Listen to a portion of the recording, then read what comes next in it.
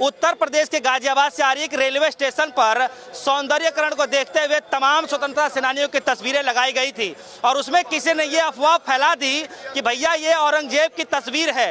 बस इतना सुनते ही कुछ हिंदू संगठन के लोग सड़क पर उतर गए और बहादुर शाह जफर के तस्वीरों पर कालिक पोत दी। अब इस मसले को लेकर हम जनता के बीच मौजूद हैं और जानकारी निकालने की कोशिश किए करेंगे कि भैया बहादुर शाह जफर ऐसे इंसान है जिनके बारे में बताने की जरूरत नहीं है, फिर उनके चेहरे पर जो है कालिक क्यों पोत दी गई? शर्मा जी, सबसे पहले मेरा यही सवाल, कैसे देख पा रहे हैं बहादुर शाह जफर के मुंह पर कालिक पोत दी गई या कहें कि तस्वीरों पर कालिक पोत दी गई है? क्यों ऐसा क्यों किया जा रहा है? देखिए जी, अनपढ़ों की जमात तो अनपढ़ों वाले काम करेगी। उन्हें तस्वीर में यही नहीं पता कि वो बहादुर शाह जफर की तस्वीर है या औरंगजेब की तस्वीर है। उन्हें तो सिर्फ ये दिखा कि अच्छा दाढ़ी है और टोपी है, ओहो मुल्ला है, चलो चलो चलो चलो चलो भागो भागो भागो, कोई भी हो सकता है। उन्हें यही नहीं पता कि बहादुर शाह जफर को अंतिम मुगल बादशाह घोषित करा था और बहादुर शाह जफर के नेतृत्व में रानी की झांसी ने उन्हें अपना राजा घोषित करा था, उन्हें तख्त पे बिठाया गया था। मंगल पांडे ने बहादुर शाह जफर के लिए रिकमेंडेशन दी थी कि हम इन्हें सुल्तान घोषित करते हैं और इनके अंडर उसमें आके हम लड़ाई लड़ेंगे आज़ादी की। और मिर्जा असद और मिर्जा अबू बकर 12 और 14 साल के बहादुर शाह जफर के दो बेटे थे जिन्हें अंग्रेजों ने गोली मार के और उनके सिर यहाँ पे आगे दिल्ली गेट से आगे खूनी गेट जो मशहूर है, मौलाना डेंटल कॉलेज जो है, मौलाना आजाद डेंटल कॉलेज के पास में, वहाँ पे जो खूनी गेट है वहाँ पे उनके सर टांग दिए गए थे। और उसके बाद देखिए किस तरह से लोगों ने इन्हें व्यवहार करा कि उन्हें यही नहीं पता कि बहादुर शाह जफर कौन थे और औरंगजेब कौन थे। बहादुर शाह जफर के नेतृत्व में लड़ाई लड़ी गई, आज़ादी की लड़ाई लड़ी गई, अंग्रेजों से लोहा लिया गया और उन्हें यही नहीं पता कि औरंगजेब का क्या था और बहादुर शाह जफर का क्या रोल रहा भारत की आज़ादी में। कोई नहीं जानते, अनपढ़ बेपढ़े लोग, उन्हें पता ही नहीं क्या करना है क्या नहीं करना है। और जब ये बात करी गई थी आज़ादी की लड़ाई की 1857 की क्रांति से ही शुरुआत हुई थी, तो तभी एक ये नारा भी फेमस हुआ था, गाजियों में बू रहेगी जब तलक ईमान की, तख्ते लंदन तक चलेगी तेग हिंदुस्तान की। जी, तो फिर और उन्हें यही नहीं मालूम कि क्या है बहादुर शाह जफर का रोल अंग्रेजों से। अब अंग्रेजों का खिलाफत तो ये कर नहीं सकते ना, दम। हाँ। एक चीज याद दिलाता हूँ, अभी 13 तारीख को बैसाखी गई ना, बैसाखी में हजारों लोगों को, निहत्थे लोगों को गोली मार दी गई थी, जनरल डायर ने गोली मारी। इन सारे संगठन वालों ने एक ने भी किसी ने उस जनरल डायर की भर्त्सना करी, एक ने भी आह्वान करा कि चलो इंग्लैंड चलते हैं जनरल डायर की कब्र खोदेंगे? नहीं ना, नहीं। आज भी मानसिक रूप से उन्हीं अंग्रेजों के गुलाम हैं, उन्हीं अंग्रेजों के तलवे चाट चाट के इन्होंने तरक्की हासिल करी, उन्हीं अंग्रेजों के तलवे चाट चाट के राय बहादुरी की उपाधियां हासिल करी, इन्हें खिताब हासिल करे। तो अंग्रेजों के खिलाफ तो ये जा ही नहीं सकते। अल्टीमेटली इन्हें ले दे के कौन नजर आता है? मुसलमान। और मुसलमानों में भी सिर्फ इनको सीधा सीधा पढ़ा दिया गया मुगल। मुगल मतलब मुसलमान, मुगल मतलब मुसलमान। इन अंधों से ये पूछो कि भाई मुगल जो थे वो मुसलमान थे, तो मुगलों ने हराया किसको था? इब्राहिम लोदी को हराया था, इब्राहिम लोदी भी तो मुसलमान था। इन्हें ये समझ ही नहीं आता। या तो किसी हिंदू शासक हो उस वक्त कि जिसको आगे बाबर ने हराया और तख्त का राजा बना हो, सुल्तान बना हो भारत का, नहीं ना। इब्राहिम लोदी को हराया था। लोदी से पहले किसकी सल्तनत थी? तुगलक वंश था। तुगलक से पहले किसकी थी? खिलजी वंश था। खिलजी से पहले किसकी? दिल्ली सल्तनत। तमाम सारे मुस्लिम ही थे ना, लेकिन इन्हें नहीं समझ में आएगा। सवाल ये है कि औरंगजेब का शासन जो है और बहादुर शाह जफर का जो है जो शासन है, काल आप देखेंगे तो लगभग 150 सालों का अंतर है। फिर इतनी बड़ी गलती कैसे हो सकती है? सर गलती तो तब होगी ना, पढ़े लिखे लोग होंगे तो वो तो पहचानेंगे लोगों को, चीजों को समझेंगे। औरंगजेब तो बहुत मतलब बाद के हैं। 1707 उनका आखिरी था, 3 मार्च 1707 को उनकी डेथ हुई थी औरंगजेब की। और बहादुर शाह जफर को 1857 की क्रांति के बाद रंगून के जिले में रंगून में कैद कर दिया गया था, जिसे उसमें म्यांमार में जो रंगून है वहाँ उन्हें कैद कर दिया गया था अंग्रेजों ने। उसके बाद से जो है ईस्ट इंडिया कंपनी का राज स्थापित हो गया था।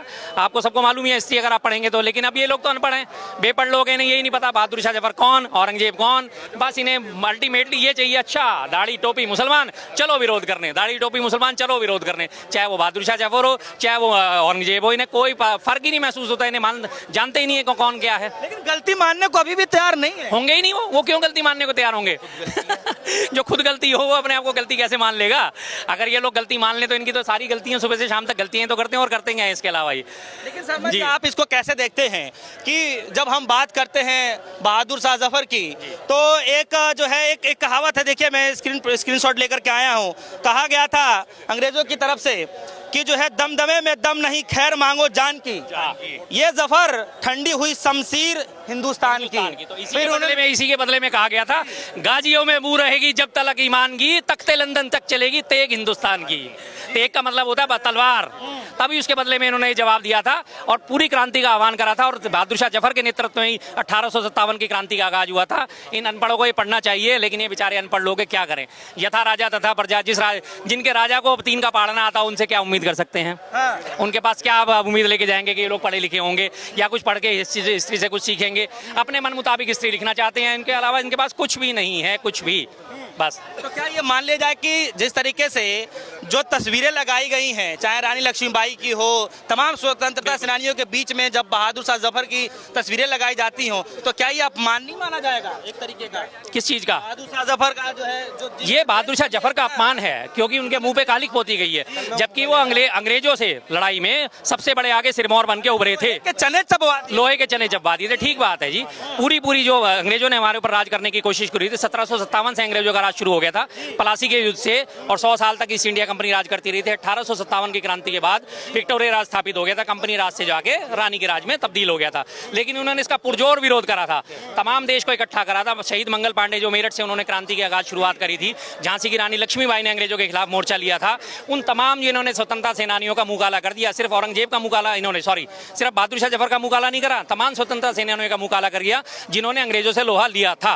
लेकिन ये बेवकूफ लोग हैं, मालूम ही नहीं कि कौन क्रांतिकारी कौन, क्योंकि इनके खानदान में, इनके पुरखों में, इनकी सारी की सारी शाखाओं में, इनके सारे के सारे पुराने संघों में, किसी भी परिसंघ में कोई भी एक किसी ने आज़ादी के लिए कुर्बानी दी हो तो इन्हें पता हो। आरएसएस का 100 सालों के इतिहास में एक भी व्यक्ति का नाम ऐसा नहीं जिसे हम कह सकें कि इसने अंग्रेजों से लड़ने के लिए अपने देश हित में कुर्बानी दी, नाखून तक कटाया। एक व्यक्ति आपको नहीं मिलेगा पूरे 100 सालों के इतिहास में। हिंदू महासभा में एक व्यक्ति आपको नहीं मिलेगा, आरएसएस में एक व्यक्ति आपको नहीं मिलेगा जिसने देश हित में कुर्बानी दी हो। लेकिन क्योंकि जानते नहीं इनका काम क्या था, जब 1942 में भारत छोड़ो आंदोलन चल रहा था, इन्होंने इसकी खिलाफत करी, और पश्चिम बंगाल में मुस्लिम लीग के साथ, जो देश के बंटवारे की सबसे बड़ी जिम्मेदार मानी जाती है, उस मुस्लिम लीग के साथ पींगे बढ़ा के सरकार बना ली थी इन लोगों ने, और गांधी जी के असहयोग आंदोलन का इन्होंने विरोध करा था कि नहीं, हम अंग्रेजों के साथ हैं, हम इस आंदोलन का विरोध करते हैं। ये हालत है इन लोगों की।